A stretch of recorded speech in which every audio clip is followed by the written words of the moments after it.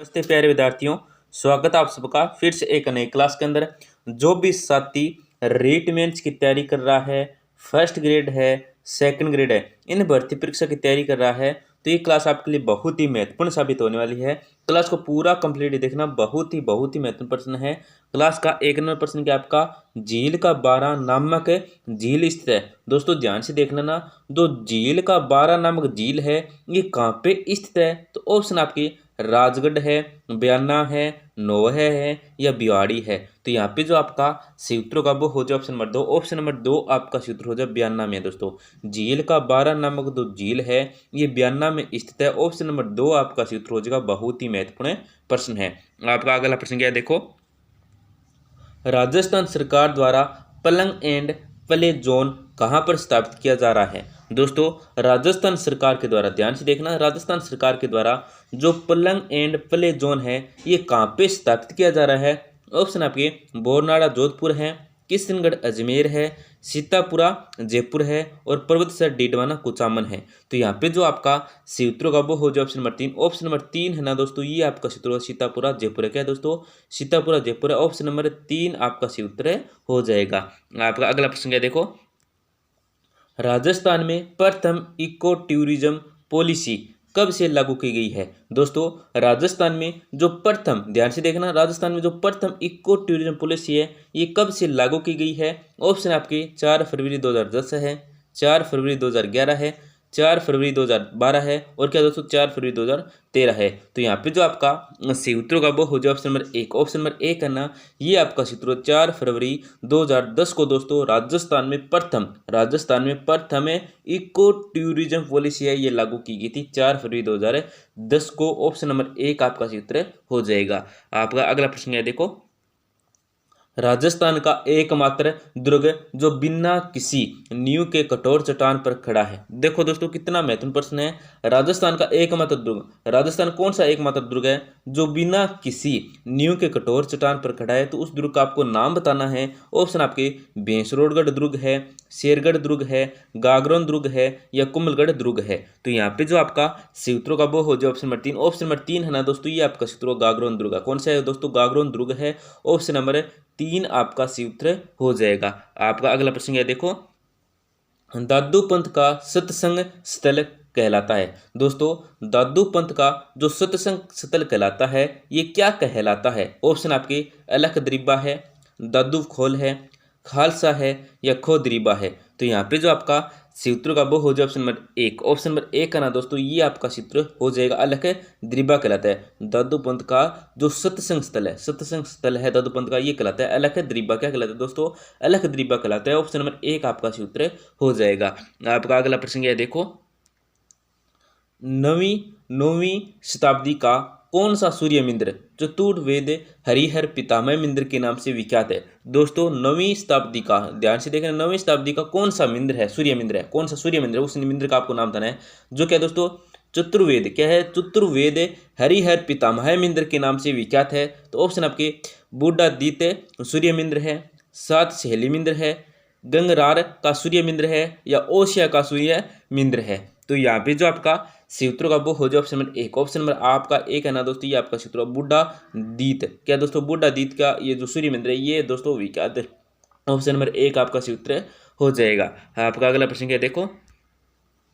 किस शासक का काल चावंड शैली का स्वर्णकाल था। दोस्तों कौन से शासक का काल है जो चावंड है ये शैली का स्वर्णकाल था। तो ऑप्शन आपके अमर सिंह प्रथम है, महाराणा प्रताप है, कर्ण सिंह प्रथम है या जगत सिंह प्रथम है।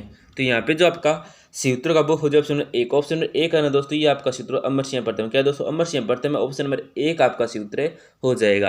आपका अगला प्रश्न क्या देखो। कथक क्या है दोस्तों, ये जो कथक है ये क्या है। तो ऑप्शन आपके लोक नाट्य है, शास्त्रीय नृत्य है, लोक कला है या हस्तकला है। तो यहाँ पे जो आपका सूत्र का वो हो जाए ऑप्शन नंबर 2। ऑप्शन नंबर 2 है ना दोस्तों, ये आपका सही उत्तर हो जाएगा, शास्त्रीय नृत्य है।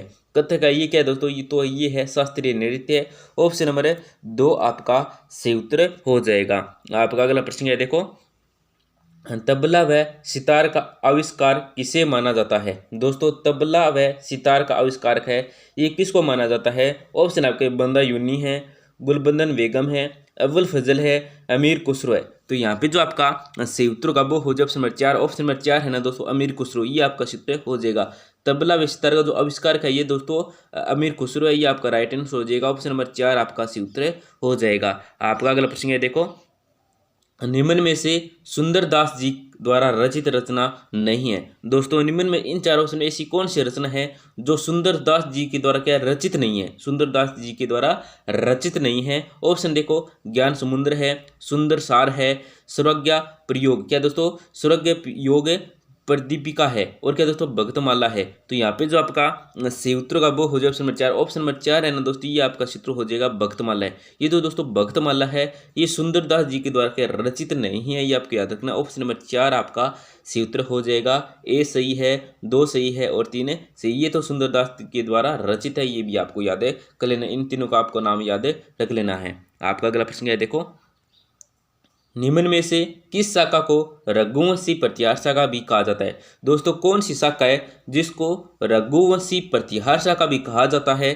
तो ऑप्शन आपके मंडोर शाखा है, बीनमाल शाखा है, कनौज शाखा है या उज्जैन शाखा है। तो यहाँ पे जो आपका सही उत्तर का वो हो जाए ऑप्शन नंबर 2। ऑप्शन नंबर 2 है ना बीनमाल शाखा। ये जो दोस्तों ये क्या है, रघुवंशी प्रतिहार शाखा भी कहा जाता है। इस शाखा को क्या कहते हैं, रघुवंशी प्रतिहार शाखा भी कहा जाता है।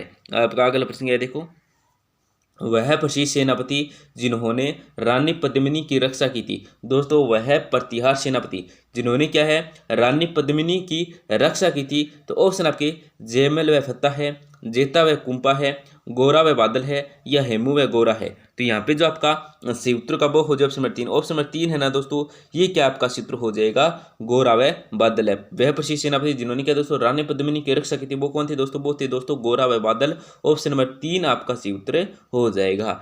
आपका अगला प्रश्न है देखो, महाराजा राय सिंह को अकबर ने महाराज धीराज की उपाधि किस वर्ष दी थी। दोस्तों आपको ये प्रश्न में ये बताना है इस प्रश्न के अंदर कि जो महाराजा राय सिंह इनको अकबर के द्वारा जो महाराज धीराज की उपाधि दी गई थी, ये किस वर्ष दी गई थी। ऑप्शन आपके 1570 है, 1574 है, 1605 है या 1572 है। तो यहाँ पे जो आपका सही उत्तर का वो हो जाए ऑप्शन नंबर 2। ऑप्शन नंबर 2 है ना दोस्तों, ये आपका सूत्र हो जाएगा 1574 में। कब दी गई थी दोस्तों महाराजा धीराज की उपाधि, तो 1574 में दी गई थी। ऑप्शन नंबर 2 आपका सूत्र हो जाएगा। आपका अगला प्रश्न है देखो, राजस्थान के किस रियासत में किसानों ने मादा पशुओं के निर्यात पर रोक लगाने के लिए आंदोलन किया था। दोस्तों ध्यान से देखना, राजस्थान की कौन सी रियासत थी, राजस्थान की आपको उस रियासत का नाम बताना है जिसमें क्या दोस्तों उस रियासत के जो किसान थे उन्होंने मादा पशुओं के निर्यात पर क्या है दोस्तों रोक लगाने के लिए आंदोलन किया। तो ऑप्शन आपके उदयपुर है, मारवाड़ है, मेवाड़ है या भरतपुर है।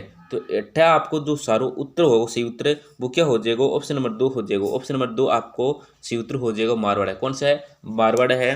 तारो अगला प्रश्न क्या है देखो, समाचार पत्र राजस्थानी भाषा का प्रथम राजनीतिक समाचार पत्र माना जाता है। दोस्तों कौन सा समाचार पत्र है, उस समाचार पत्र का आपको नाम बताना है जो राजस्थानी भाषा किसका, राजस्थानी भाषा का प्रथम राजनीतिक समाचार पत्र माना जाता है। तो ऑप्शन आपके लोकवाणी है, सेनानी है, आगीवान है या राजस्थान है। तो यहाँ पे जो आपका सही उत्तर का वो हो जाए ऑप्शन नंबर 3। ऑप्शन नंबर 3 है ना दोस्तों, ये आपका सूत्र आगीवान। ये क्या है दोस्तों, प्रथम समाचार पत्र किसका है दोस्तों ये आगीवान है, ये राजस्थानी भाषा का। राजस्थानी भाषा क्या है दोस्तों, प्रथम राजनीतिक समाचार पत्र है। ये आपको याद रखना है, राजस्थानी भाषा का प्रथम राजनीतिक समाचार पत्र है। बस इतना आपको याद रख लेना, आगीवान। आपका अगला प्रश्न है देखो, रघुवर दयाल गोयल द्वारा बीकानेर राज्य प्रजा परिषद की स्थापना कब की गई थी। दोस्तों बीकानेर राज्य प्रजा परिषद की स्थापना किसने की थी, तो रघुवर दयाल गोयल द्वारा की गई थी। आपको अब ये बताना है कि कब की गई थी। तो ऑप्शन आपके 26 जनवरी 1946, 11 अप्रैल 1941, 22 जुलाई 1942, 1 जुलाई 1946। तो यहाँ पे जो आपका सही उत्तर का वो हो जाए ऑप्शन नंबर 3। ऑप्शन नंबर 3 है ना दोस्तों, ये आपका सूत्र 22 जुलाई 1942 को दोस्तों रघुवर दयाल गोयल द्वारा क्या बीकानेर राज्य प्रजा परिषद की स्थापना की गई थी। कब की गई थी, तो 22 जुलाई 1942 को। आप ऐसे भी याद रख सकते हैं, प्रश्न ऐसे भी पूछा जा सकता है कि बीकानेर राज्य प्रजा परिषद की स्थापना किसके द्वारा की गई थी। तो आपको याद रखना दोस्तों, रघुवर दयाल गोयल द्वारा। प्रश्न ऐसे भी आ सकता है कि बीकानेर राज्य प्रजा परिषद की स्थापना किसके द्वारा और कब की गई थी? तो ये तारीख नहीं आएगी, ये सन आ जाएगी 1942 से रघुवर दयाल गोयल द्वारा। तो आपको ये तीनों टॉपिक है दोस्तों याद है कर लेना है ध्यान से। आपका अगला प्रश्न है, देखो आपका 17वां प्रश्न है, सरदार के एम पनिकर एकीकरण के समय किस रियासत के प्रधानमंत्री थे? दोस्तों सरदार के एम पनिकर है, ये एकीकरण के समय किस रियासत के प्रधानमंत्री थे आपको बताना है। मतलब ये जो सरदार के एम पनिकर है, ये राजस्थान एकीकरण के समय जो जिस रियासत के प्रधानमंत्री थे उसका आपको नाम बताना है। तो ऑप्शन आपके बीकानेर है, मेवाड़ है, जोधपुर है, जयपुर है। तो यहाँ पे जो आपका सही उत्तर का वो हो जाए ऑप्शन नंबर 1। ऑप्शन नंबर 1 आपका सही उत्तर बीकानेर की सरदार के एम पनिकर है, ये बीकानेर रियासत के दोस्तों प्रधानमंत्री थे, आपको याद रखना है। आपका अगला प्रश्न है, देखो राजस्थान के एकीकरण के प्रथम चरण में निम्न में से कितनी इकाइयों का विलय किया गया था? दोस्तों राजस्थान एकीकरण के प्रथम चरण में, राजस्थान का जो एकीकरण हुआ था उसके प्रथम चरण में आपको बताना है कि कितनी इकाइयों का विलय किया गया था। तो ऑप्शन आपके 3 है, 2 है, 4 है, 5 है। तो यहाँ पे जो आपका सही उत्तर का वो हो जाए ऑप्शन नंबर 4। ऑप्शन नंबर 4 है ना दोस्तों, ये आपका सही उत्तर हो जाएगा कितनी? तो 5 इकाइयों, कितनी दोस्तों? 5 इकाइयों का विलय किया गया था। आपका अगला प्रश्न है, देखो निम्न में से कौन सा राजस्थान के दूसरे मनोनीत मुख्यमंत्री बने थे? दोस्तों कौन है जो राजस्थान के दूसरे मनोनीत मुख्यमंत्री बने थे? तो ऑप्शन आपके हीरालाल शास्त्री है, CS वेंकटाचारी है, टिक्काराम पालीवाल है, जयनारायण व्यास है। तो यहाँ पे जो आपका सही उत्तर का वो हो जाए ऑप्शन नंबर 2 आपका सही उत्तर हो जाए CS वेंकटाचारी। कौन दोस्तों? CS वेंकटाचारी है। आपका अगला प्रश्न है, देखो निम्न में से राजस्थान के किस मुख्यमंत्री के कार्यकाल में एक साथ 2 उप मुख्यमंत्री रहे थे? तो ऑप्शन आपके अशोक गहलोत है, भैरों सिंह शेखावत है, जगन्नाथ पाड़िया है, मोहनलाल सुखाड़िया है। तो दोस्तों इस प्रश्न का उत्तर है वो आपको कमेंट के अंदर बताना है। दोस्तों कमेंट के अंदर जरूर बताएं, चाहे वो गलत हो चाहे वो सही हो। अगर आपका गलत होगा तो मैं आपको कमेंट में वापस से रिप्लाई कर दूंगा। तो जरूर कमेंट करें दोस्तों, और क्लास को जरूर लाइक करें। इतनी सी हमारी छोटी सी गुजारिश रहती है। क्लास के अंत में हमारी छोटी सी गुजारिश रहती है, क्लास को जरूर लाइक करें। बस आपको क्लिक ही करना होता है, स्क्रीन पे टच ही करना होता है। इतनी सी हमारी गुजारिश रहती है, क्लास को जरूर लाइक करें। और अगर आप अपने दोस्तों के साथ शेयर करना चाहते हैं तो जरूर शेयर करें, जिससे क्या है वे भी महत्वपूर्ण प्रश्न देख सके।